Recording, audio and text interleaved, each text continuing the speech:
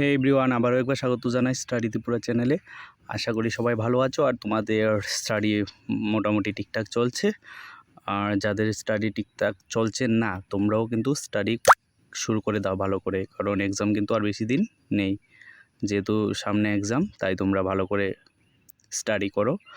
আর যে কোনো হেল্প লাগলে আমার সাথে কন্ট্যাক্ট করবে অবশ্যই, আমি তোমাদেরকে সাহায্য করব যতটুকু পারি।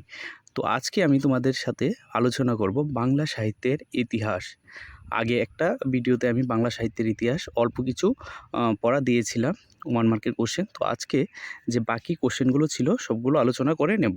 তো আজকের ক্লাসটা যদি দেখো আর আগের ক্লাসটা যদি দেখো, তাহলে আশা করি বাংলা সাহিত্যের ইতিহাস থেকে যে কোশ্চেনগুলো আসবে আশা করি এর থেকেই কমন পড়ে যাবে, এর বাইরে মনে হয় না কিছু আসবে।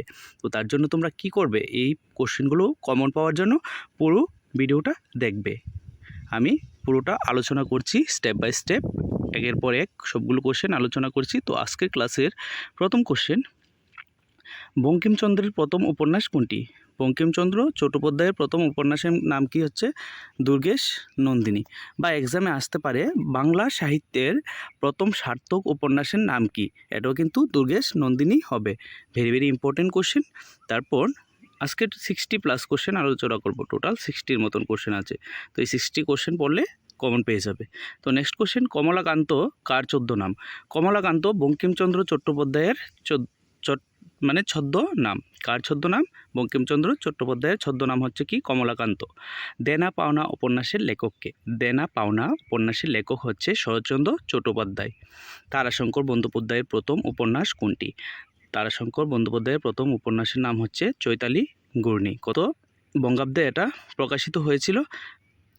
1335 বঙ্গাব্দতে এটা প্রকাশিত হয়েছিল। তারপর নেক্সট কোশ্চেন, রবীন্দ্রনাথের আত্মজীবনীমূলক একটি গ্রন্থের নাম লেখো। রবীন্দ্রনাথের আত্মজীবনীমূলক একটি গ্রন্থের নাম হচ্ছে কি? জীবন স্মৃতি। Very very important. তারপর নেক্সট কোশ্চেন, আমরা 6 নম্বর কোশ্চেন দেখছি, বঙ্কিমচন্দ্রের কোন উপন্যাসে বন্দে মাতরম সঙ্গীত রয়েছে? বঙ্কিমচন্দ্রের আনন্দমঠ উপন্যাসে কি রয়েছে? সঙ্গীত রয়েছে। কোন সঙ্গীত? বন্দে মাতরম।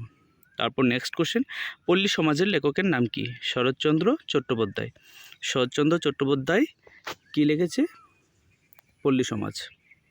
তারপর নেক্সট 8 নম্বর কোশ্চেন, রবীন্দ্রনাথের একটি ঐতিহাসিক উপন্যাসের নাম লিখো। রবীন্দ্রনাথের একটি ঐতিহাসিক উপন্যাসের নাম হচ্ছে রাজর্ষি। তারপর দেবদাস কার লেখা? দেবদাস শরৎচন্দ্র চট্টোপাধ্যায়ের লেখা। তারপর শরৎচন্দ্রের আত্মজীবনীমূলক উপন্যাস কোনটি? শ্রীকান্ত। ভেরি ভেরি ইম্পর্টেন্ট, এক্সামে আসতে পারে ঘুরিয়ে কোশ্চেনটা। যেমন ধরো শ্রীকান্ত কার আত্মজীবনীমূলক উপন্যাস, তাহলে তোমরা লিখবে যে শরৎচন্দ্র চট্টোপাধ্যায়ের আত্মজীবনীমূলক উপন্যাসের নাম হচ্ছে শ্রীকান্ত। জলসাগর কে রচনা করেন? Very very important, Tarashankar Bandyopadhyay Jalsaghar রচনা করেন। তারপর 12 নম্বর কোশ্চেন, বঙ্কিমচন্দ্র কার ছদ্মনামে লিখতেন? বঙ্কিমচন্দ্র কমলাকান্ত ছদ্মনামে লিখতেন। ত্রিপুরা কাহিনী নিয়ে রবীন্দ্রনাথ ঠাকুরের লেখা উপন্যাসটির নাম কি? ত্রিপুরার কাহিনী নিয়ে রবীন্দ্রনাথের লেখা উপন্যাসটির নাম হচ্ছে কি? রাজর্ষি। তারপর নেক্সট কোশ্চেন 13 নম্বর, বঙ্কিমচন্দ্রের কোন উপন্যাসে 76-এর মন্বন্তর পটভূমিকা আছে? এটা কোন উপন্যাসে? আনন্দমঠ উপন্যাসে 76-এর মন্বন্তরের পটভূমি আছে। তারপর নেক্সট 14 নম্বর কোশ্চেন, বঙ্কিমচন্দ্রের সর্বশেষ উপন্যাস কোনটি? সীতারাম। বঙ্কিমচন্দ্রের সর্বশেষ উপন্যাসের নাম হচ্ছে কি? সীতারাম। তারপর ঘরে বাইরে উপন্যাসটি কার লেখা? ঘরে বাইরে উপন্যাসটি রবীন্দ্রনাথ ঠাকুরের লেখা। পুতুল নাচের ইতিকথা উপন্যাসটি তারাশঙ্কর বন্দ্যোপাধ্যায় মানিক বন্দ্যোপাধ্যায়ের লেখা। তো পুতুল নাচের ইতিকথা উপন্যাসটি কার লেখা? মানিক বন্দ্যোপাধ্যায়ের লেখা। তারপর 17 নম্বর কোশ্চেন, বিভূতিভূষণ বন্দ্যোপাধ্যায়ের একটি কিশোর উপন্যাসের নাম হচ্ছে চাঁদের পাহাড়। কি নাম? চাঁদের পাহাড়। তারপর নেক্সট কোশ্চেন, ইচ্ছামতি উপন্যাসটি কার লেখা? ইচ্ছামতি উপন্যাসটি বিভূতিভূষণ বন্দ্যোপাধ্যায়েরই লেখা। ইন্দিরা উপন্যাসটি রচয়িতাকে? ইন্দিরা উপন্যাসের রচয়িতার নাম হচ্ছে কি? বঙ্কিমচন্দ্র চট্টোপাধ্যায়। তারপর নেক্সট, শরৎচন্দ্রের দেবদাস উপন্যাসটি কবে প্রকাশিত হয়েছিল? শরৎচন্দ্রের দেবদাস উপন্যাসটি 1917 খ্রিস্টাব্দে প্রকাশিত হয়েছিল। মানিক বন্দ্যোপাধ্যায়ের একটি নদীকেন্দ্রিক উপন্যাসের নাম লিখো। তো একটি নদীকেন্দ্রিক উপন্যাস হচ্ছে কি? পদ্মা নদীর মাঝি, এবং এটা কে লিখেছেন? মানিক বন্দ্যোপাধ্যায়। অবশ্যই খেয়াল রাখবে কথাটা। তারপর পদ্মা নদীর মাঝি উপন্যাসটি কবে প্রকাশিত হয়েছিল? 1936, এবং এটা কে লিখেছে? মানিক বন্দ্যোপাধ্যায়। তারপর নেক্সট কোশ্চেন 23 নম্বর, পণ্ডিত মশাই উপন্যাসটির কার লেখা? পণ্ডিত মশাই উপন্যাসটি শরৎচন্দ্র চট্টোপাধ্যায়ের লেখা। তারপর নেক্সট, চরিত্রহীন উপন্যাসটি কার লেখা? চরিত্রহীন উপন্যাসটি শরৎচন্দ্র চট্টোপাধ্যায়ের লেখা। নজরুলের বিদ্রোহী কবিতা কোন কাব্যগ্রন্থের অন্তর্গত? Agnibina, very very important. নজরুলের বিদ্রোহী কবিতা কোন কাব্যগ্রন্থের অন্তর্গত? অগ্নিবীণা। তারপর নেক্সট কোশ্চেন, কপালকুণ্ডলা উপন্যাসটি কবে প্রকাশিত হয়? এটা 1866 খ্রিস্টাব্দে প্রকাশিত হয় কি? কপালকুণ্ডলা। রাইকমল উপন্যাসটি কার রচনা? এটা হচ্ছে তারাশঙ্কর বন্দ্যোপাধ্যায়ের লেখা হচ্ছে রাইকমল। তারপর তারাশঙ্কর বন্দ্যোপাধ্যায় কোন উপন্যাসের জন্য জ্ঞানপীঠ পুরস্কার পান? Very very important. উনি গণদেবতা উপন্যাসের জন্য কি পেয়েছিলেন? জ্ঞানপীঠ পুরস্কার। বঙ্কিমচন্দ্রের তত্ত্বমূলক ও দেশাত্মবোধক দুটি উপন্যাসের নাম লিখো। একটা হচ্ছে কি? আনন্দমঠ ও দেবী চৌধুরানী, ভেরি ভেরি ইম্পর্টেন্ট। তারপর নেক্সট কোশ্চেন, 30 নাম্বার কোশ্চেন, রবীন্দ্রনাথের মহাকাব্যিক উপন্যাস কোনটি? এটা হচ্ছে কি? গোরা। রবীন্দ্রনাথের একটা মহাকাব্যিক উপন্যাসের নাম হচ্ছে গোরা। এটা কত খ্রিস্টাব্দে প্রকাশিত হয়েছিল? 1910 খ্রিস্টাব্দে।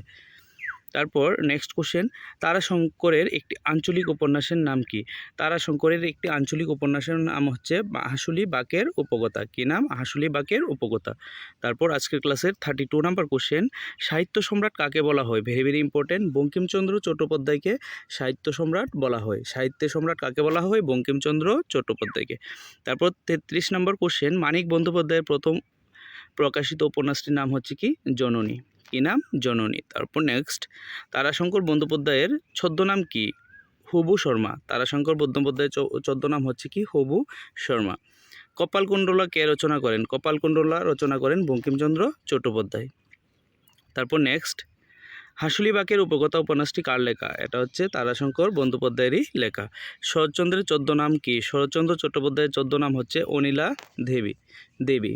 তারপর বঙ্কিমচন্দ্রের সার্থক ও ঐতিহাসিক উপন্যাসের নাম হচ্ছে কি? রাজসিংহ।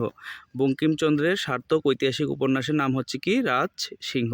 39 নম্বর কোশ্চেন, কমলাকান্তের দপ্তর কার লেখা? Very very important. এটা হবে বঙ্কিমচন্দ্র চট্টোপাধ্যায়ের লেখা হচ্ছে কমলাকান্তের দপ্তর। বাংলার স্কট কাকে বলা হয়? বঙ্কিমচন্দ্র চট্টোপাধ্যায়কে বাংলার স্কট বলা হয়। ভেরি ভেরি ইম্পর্টেন্ট, এক্সামে আসার সম্ভাবনা বেশি, তোমরা ভালো করে শিখে রাখবে। বঙ্কিমচন্দ্রের রজনী উপন্যাসটি কোন বিদেশি উপন্যাসের কাহিনী অবলম্বনে রচনা করা হয়েছে? এটা হবে লাস্ট ডেইজ পম্পি। তারপর নেক্সট 42, পথের পাঁচালী উপন্যাসটি কোন পত্রিকায় প্রকাশিত হয়? পথের পাঁচালী উপন্যাসটি বিচিত্রা পত্রিকায় প্রকাশিত হয়। স্বদেশী আন্দোলনের পটভূমিকায় রবীন্দ্রনাথ কোন উপন্যাস রচনা করেন? স্বদেশী আন্দোলনের পটভূমিকায় রবীন্দ্রনাথ ঘরে বাইরে উপন্যাসটি রচনা করেন। Very very important. তারপর নেক্সট কোশ্চেন, বিভূতিভূষণ বন্দ্যোপাধ্যায়ের শ্রেষ্ঠ উপন্যাস কোনটি? এটা হচ্ছে কি? পথের পাঁচালী। তো বিভূতিভূষণ বন্দ্যোপাধ্যায়ের শ্রেষ্ঠ উপন্যাসের নাম হচ্ছে কি? পথের পাঁচালী। পরীক্ষাতে আসতে পারে যে পথের পাঁচালী কে রচনা করেন, তখন তোমরা কি লিখবে? বিভূতিভূষণ বন্দ্যোপাধ্যায়। তারপর নেক্সট কোশ্চেন, বঙ্কিমচন্দ্রের লেখা একটি ঐতিহাসিক উপন্যাসের নাম হচ্ছে কি? রাজসিংহ। আরোগ্য নিকেতন গ্রন্থের রচয়িতাকে? Tarashankar Bandyopadhyay. Very very important. Arogya Niketan কে লিখেছেন? তারাশঙ্কর বন্দ্যোপাধ্যায়। বাংলা সাহিত্যে প্রথম সার্থক উপন্যাসের নাম হচ্ছে দুর্গেশ নন্দিনী। প্রথমেই কিন্তু আমি এটা আলোচনা করেছিলাম প্রথম কোশ্চেনেই। তারপর আরণ্যক উপন্যাসটির রচয়িতার নাম হচ্ছে বিভূতিভূষণ বন্দ্যোপাধ্যায়। রাজর্ষি উপন্যাস কে রচনা করেন? রবীন্দ্রনাথ ঠাকুর। ত্রিপুরার রাজাদের নিয়ে একটা কাহিনী, যার নাম হচ্ছে রাজর্ষি উপন্যাস। পথের পাঁচালী কে রচনা করেছিলেন? বিভূতিভূষণ বন্দ্যোপাধ্যায়। তারপর নৌকাডুবি উপন্যাসটির রচয়িতা হচ্ছে রবীন্দ্রনাথ ঠাকুর। গোরা উপন্যাসটি কে লিখেছেন? রবীন্দ্রনাথ ঠাকুর। রবীন্দ্রনাথের লেখা প্রথম উপন্যাসের নাম হচ্ছে Karuna. Very very important. Rabindranath ঠাকুরের লেখা প্রথম উপন্যাসের নাম হচ্ছে কি? করুণা। তারপর বঙ্কিমচন্দ্র কোন উপন্যাসে নিষ্কাম ধর্মের কথা বলেন? নিষ্কাম ধর্মের কথা দেবী চৌধুরানী উপন্যাসে বলেছিলেন।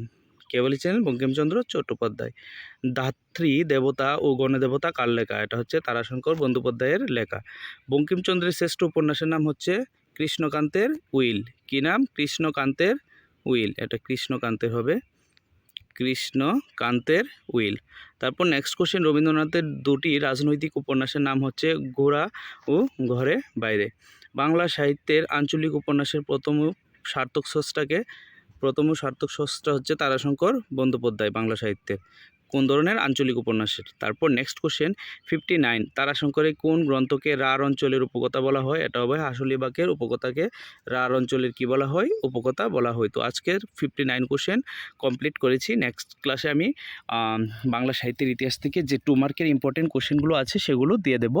আর সবাইকে কি ধন্যবাদ জানাই কেন ভিডিওটা পুরো ওয়াচ করার জন্য। তোমরা সবাই ভালো থেকো, ভালো করে স্টাডি করো, আর কিপ ওয়াচিং স্টাডি ত্রিপুরা।